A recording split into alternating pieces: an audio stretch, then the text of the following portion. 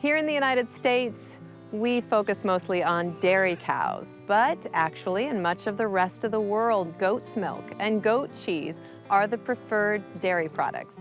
Here in Iowa, we can see the benefits of both. We have some very gifted cow's milk cheesemakers, and as we're about to learn, some creative goat cheese crafters as well. I'm Charity Nebbe. On this episode of Iowa Ingredient, we'll peek in on some lucky goats living a charmed life in the Loess Hills, where they provide the essential ingredient for Honey Creek Creamery's goat cheese. And a trio of talented chefs, the Gusto Pizza restaurant owners, embrace the nuances of goat cheese with 3 tasty and clever dishes when they cook with us in our studio kitchen.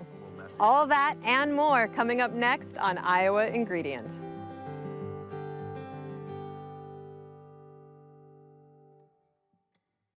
Funding for Iowa Ingredient has been provided by Friends, the Iowa Public Television Foundation. A grant from the W.T. and Edna M. Dahl Trust. Alliant Energy, working to help Iowa businesses be more productive with funding for equipment upgrades and process improvements. Chef Lisa Laval of Trellis Cafe and Chef Michael Laval of the Des Moines Embassy Club. For more than 100 years, the Des Moines Embassy Club has provided a place to dine, celebrate, and do business. Located in downtown Des Moines and in West Des Moines, details are at embassyclub.com. Iowa Community Foundations, an initiative of the Iowa Council of Foundations, connecting donors to the causes and communities they care about. For good, for Iowa, forever. Details at iowacommunityfoundations.org.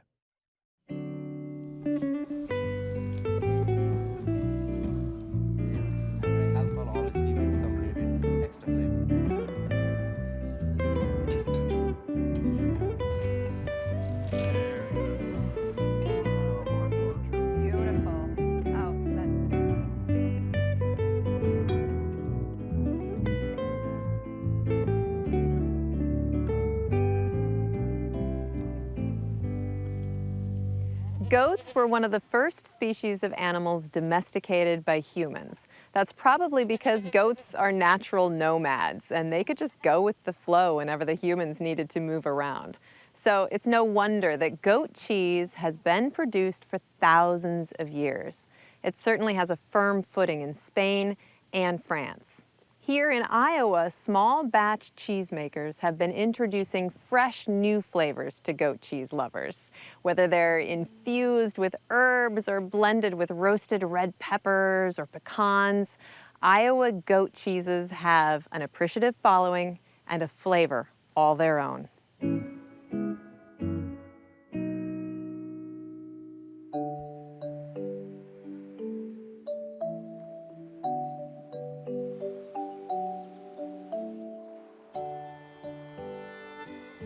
The Loess Hills, rolling knolls and steep bluffs along the Missouri River created by wind-deposited soil. It's a scenic area filled with natural beauty, trails, and picturesque landscapes. Just outside Crescent, along these ancient hills, you'll find Sharon Omech and her herd of goats hiking along well-worn trails. She owns and operates Honey Creek Creamery, a goat dairy. My background is in community development and finance, and I was doing a lot of traveling, and my daughter was young, and I thought, man, we have this beautiful farm, we're not spending any time on it. In 2006, she made the decision to stop traveling, to spend more time with her daughter, and to be on the farm, to make the most of her life in the Loess Hills. Sharon became a certified artisan cheesemaker. What I make is a fresh chevre. It's much more of a soft, light, kind of lively cheese. When people think of goat cheese, often they'll think of its strong flavor like a feta, but this is actually a very mild flavored cheese. It really can absorb what you put into it. So when you put fresh dill in there, it's really got a nice taste, lively taste to it. The cheese sells itself, so it kind of makes it easy when you're at the markets. Once you get people to taste it, they're like, oh my gosh, I love this.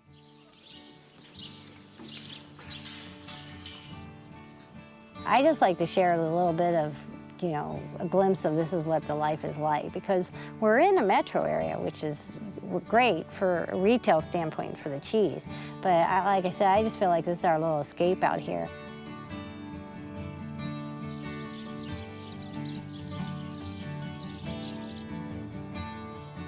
The goats themselves are just comics. I love them. I mean, you just can't take life too seriously when you have goats.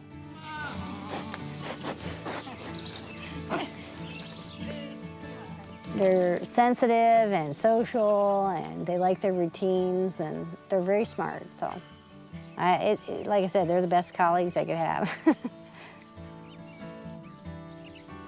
It's just kind of a treat for the senses, is what I think of it as. Hear the birds, and you'll just get these beautiful bur oak trees, and the goats, you know, kind of reinvigorate the native plants.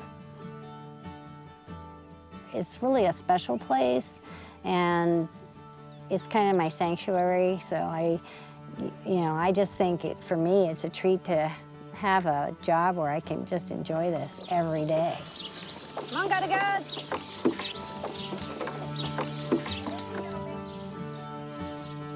The passion and care Sharon puts into raising and taking care of her goats translates into a distinct and flavorful Iowa ingredient. And being surrounded by the scenic beauty of the Loess Hills, you can't help but think that it adds to the rich flavor of her cheese. I like taking something natural from the goats and making something with it that people enjoy. And I really like being with the animals. The goats are just so easy to be with that, you know, every day is a treat.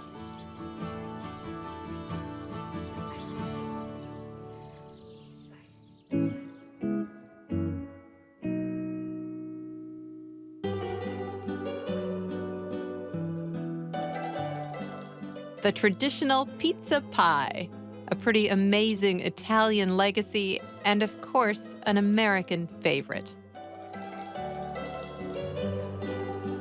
But in central Iowa, pizza has been elevated to something even more. Divine pie, that's what we do. Make heavenly pie, heavenly pizza.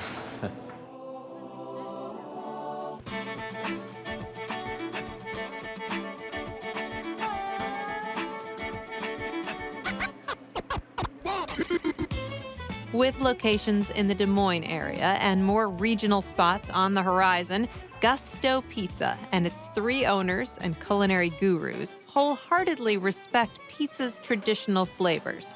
However, for them, that is just the beginning. Pizza is such a great food to work with because your dough, your crust, is that blank canvas from which you can build just about anything. And with our culinary backgrounds, all of us come from somewhat fine dining backgrounds. We just thought, what a great way to be able to take something like that and turn it into these exciting combinations and bring to this area some flavors that people just had never imagined on pizza before. Which has graziano, sausage, pepperoni, banana peppers, mushrooms. These one-of-a-kind pizza pies are a celebrated team effort. The best part is coming up with, in my eyes, it's coming up with the new stuff, because I think now we do a weekly feature. We've done over 80 different features up to date. We switch our menu out twice a year. That's the fun part, is you always keep going, you always keep pushing it. And you know, you have your core that are always gonna be there, which are proven, but you gotta try new stuff, you know? Because if you don't try new stuff, how are you gonna find the next thing? From day one, it's been very easy and fun and exciting to just sit down and like hone in on a pizza and make it perfect, you know? Not only are the toppings and flavors out of this world, the pizza names like Soprano, Spartacus, Mona Lisa, and Vincent van Gogh are quite distinctive. That's part of your brand, part of your product, part of the image that you put out there to people.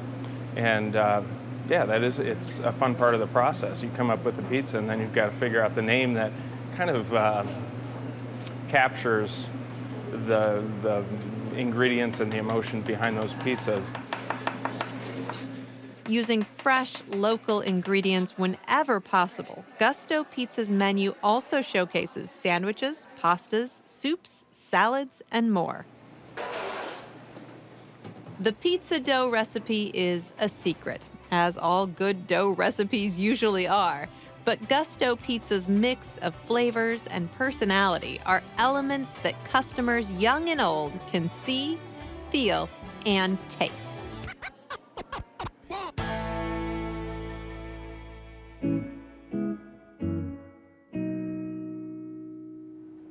And now we are in the kitchen with Tony from Gusto Pizza, and we're gonna make a whole meal here today with a couple of other great guys from Gusto Pizza too, but we're gonna start with the appetizer. What are we gonna make? Well, we're going to slice some South Union baguettes and rub a little olive oil on there and toast them. And then we're going to make a roasted red pepper pesto and spread that on there, put some goat cheese, toast them a second time, and then top them with a little balsamic reduction and some fresh basil. That sounds great. Let's get started. All right.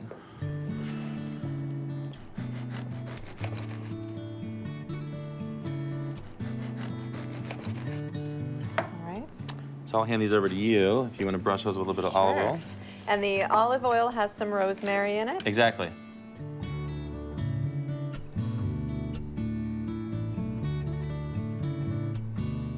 All right, and then you're going to put these in the oven? Yep, just we're going to put these in a convection minutes? oven, real high temperature, just for a couple of minutes to get them lightly browned, and then we'll put together a pesto. All right. All right.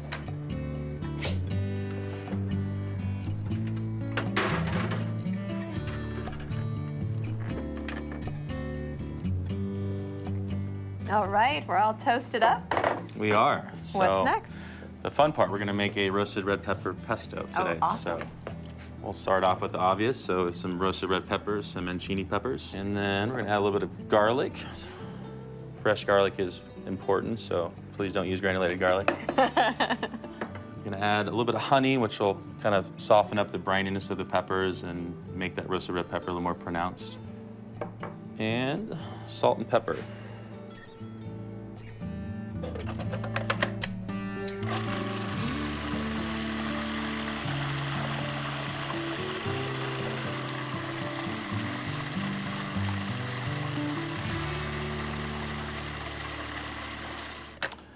Okay, so you want everything to mix equally. It's almost kind of like a thick, kind of pasty sauce.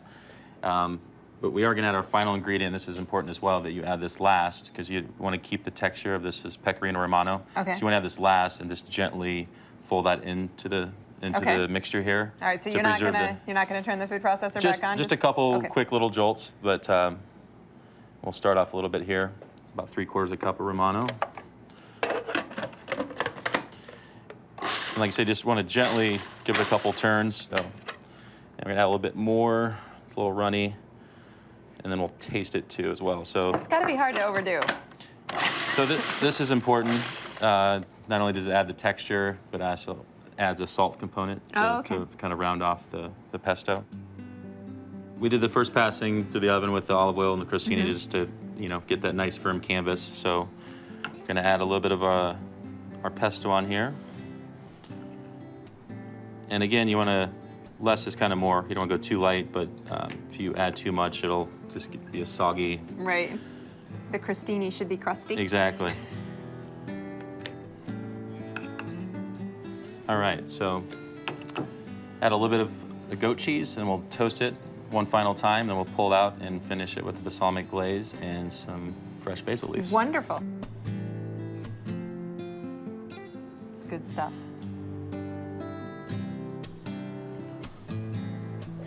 Okay, we're gonna put these in the oven for final pass. All right.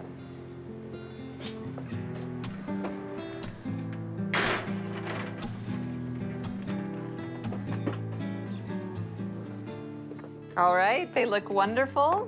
The cheese is just a little tiny bit browned. Okay, let's finish these off. All right, so we're gonna drizzle a little bit of balsamic reduction on top of these. All right. And a little bit of fresh basil from our friend's farm in Menlo, Iowa. So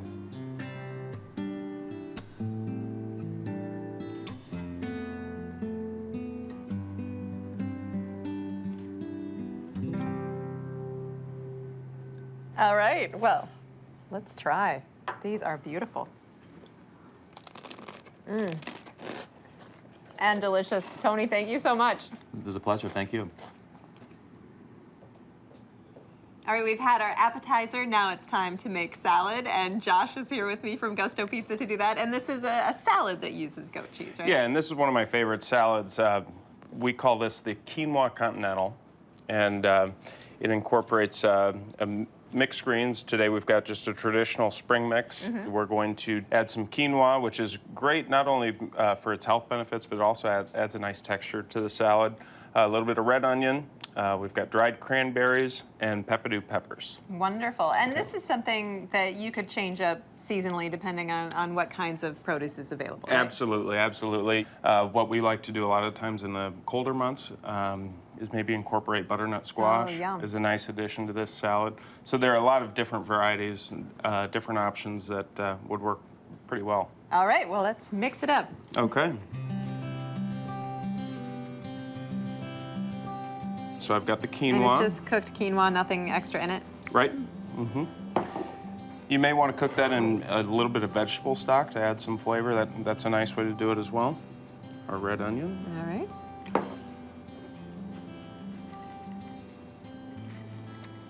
Dried cranberries. And then the pepperdew peppers. All right. And then we've got our balsamic romano vinaigrette.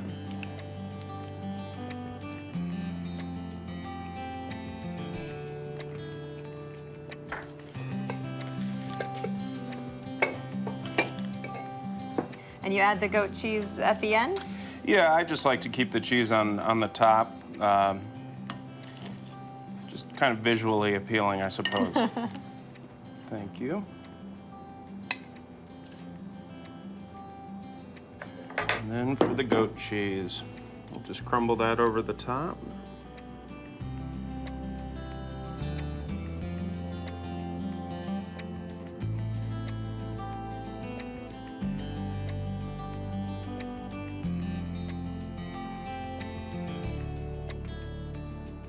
And there we go. Right, We've got our perfect. quinoa continental salad. Wonderful, let's dig in. That is wonderful. Josh, thank you so much. Thank you.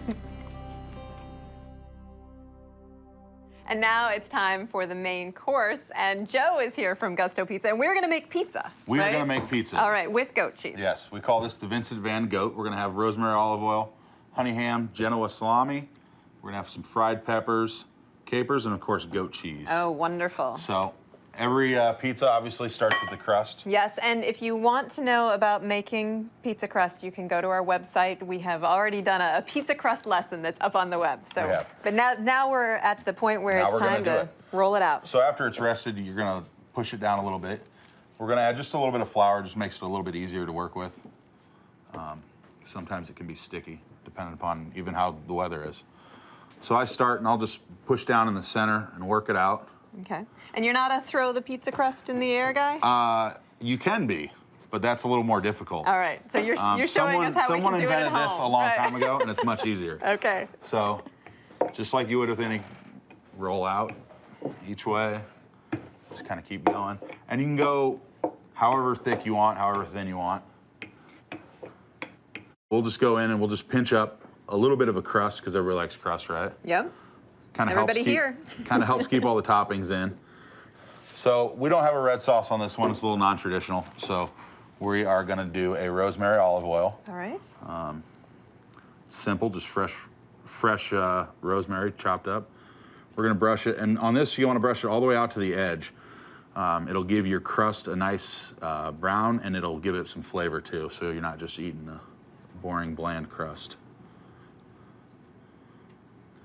And with pizza, it's one of those things where there's really no wrong way. If you like it, you like it. So if you want to put a bunch on, put a bunch on. If you want to go limited, you can go limited. All right.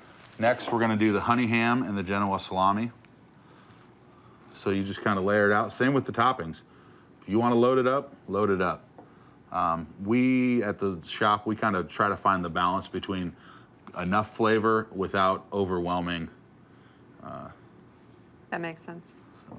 And do you have to worry about if you put too much on it that it won't, the dough won't actually get baked all the way through? Does that interact? That does too. And then if you put too much on it, your ingredients won't cook evenly. You'll have cold spots, and it can just mess it. We're just kind of lightly folding this ham.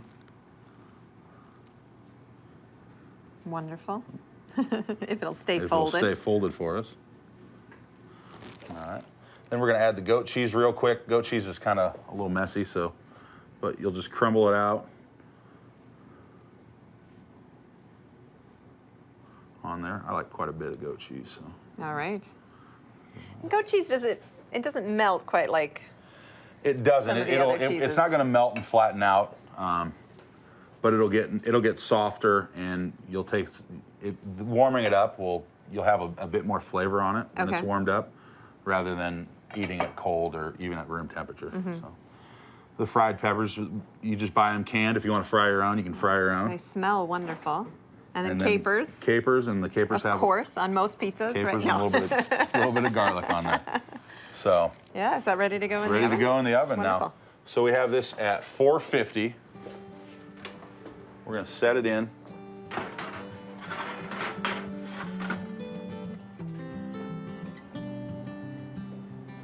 Oh, that looks beautiful.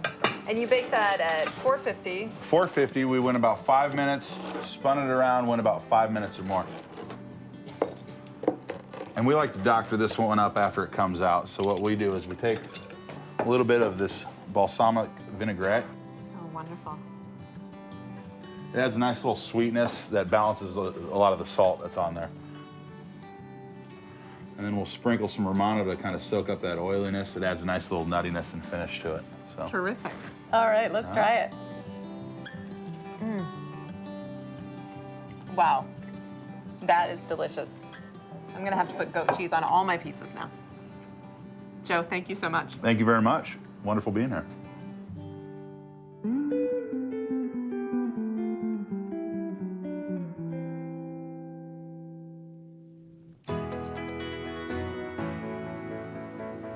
The local food movement is defined as a collaborative effort to build more locally based, self-reliant food economies. When Iowa Lakes Community College in Emmitsburg decided to get involved, they took the word local to heart. What started a few years ago as an agriculture class activity now provides produce for the college food service for almost the entire first semester. I wanted just a few vegetables, fresh vegetables, to put out for the kids, and so we planted a lot of pumpkins and everything from eggplant to cucumbers. From there, we planted a few more tomatoes, and here it is. Huge. Iowa Lakes is one of only a few institutions in the state that grows, processes, and plates its own food. The college provides 1.6 acres of land, water, and drainage. Staff, students, and community volunteers do all the work. It's a true collaboration between college programs and the community. Whatever we do, we try to incorporate the different programs. When something breaks on the plow, we go to the welding shop. We include our hotel restaurant management students, with preparation of food. And it's an extension of the classroom. More than 25 varieties of fruits, vegetables, and herbs are grown right on campus. The gardeners love experimenting, and every year they learn something new about what and when to plant. The tomatoes, the peppers, those kinds of things, we start inside and we transplant those. And we have people from the community come in and help us plant onions and do those kinds of things. We plant everything in accordance where we were last year. We have meticulous books on just when it's worked out the best for us, because we try and get everything a little later so that when school starts, we're starting to take it out and we don't have it sitting around. These are the Yukon Golds everybody likes to taste of. And next year we hope to find out what works the best in the kitchen. And I have no idea which ones make the best potato chips. We're going to find out, though. Yeah, Chester, Charlie, step out. When it comes time to harvest, it takes a village of students, staff, volunteers, and horses to get the job done. And they're producing amazing amounts of food. They're able to use about 1/3 of the produce while it's fresh, and the rest is frozen and stored. It's been great for the college because we serve, first semester is almost covered with all the vegetables we come up with. So we're shooting for both semesters now. The Garden to Plate project is also able to provide produce for several local community groups outside of college food service. This fall, they were able to provide over 1,000 pounds of tomatoes to make the marinara sauce for the college's annual Italian buffet.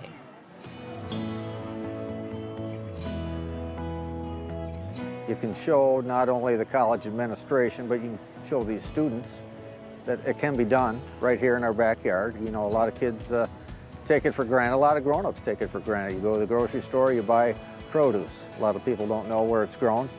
They say the produce we purchase in the store travels on average of 800 to 1,200 miles to get to the grocery store.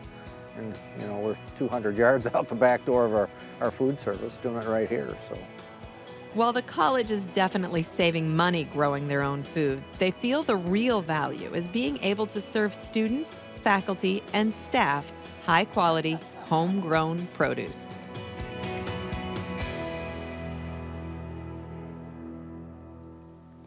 That's it for this week's episode. Thank you for sampling some of Iowa's dynamic flavors with us. I'm Charity Nebbe. Join us next time for more culinary adventures on Iowa Ingredient.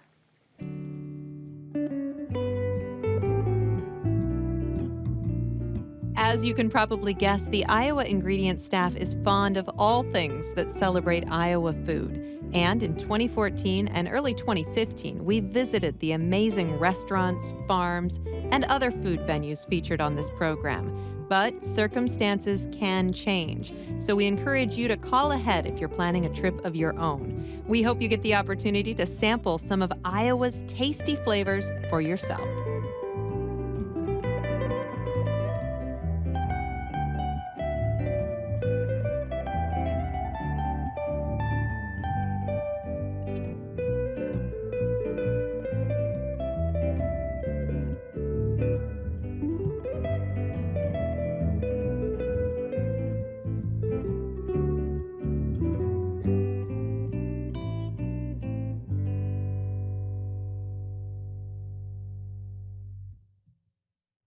Funding for Iowa Ingredient has been provided by Friends, the Iowa Public Television Foundation. A grant from the W.T. and Edna M. Dahl Trust. Alliant Energy, working to help Iowa businesses be more productive with funding for equipment upgrades and process improvements. Chef Lisa Laval of Trellis Cafe and Chef Michael Laval of the Des Moines Embassy Club. For more than 100 years, the Des Moines Embassy Club has provided a place to dine, celebrate, and do business. Located in downtown Des Moines and in West Des Moines, details are at embassyclub.com. Iowa Community Foundations, an initiative of the Iowa Council of Foundations, connecting donors to the causes and communities they care about. For good, for Iowa, forever. Details at iowacommunityfoundations.org.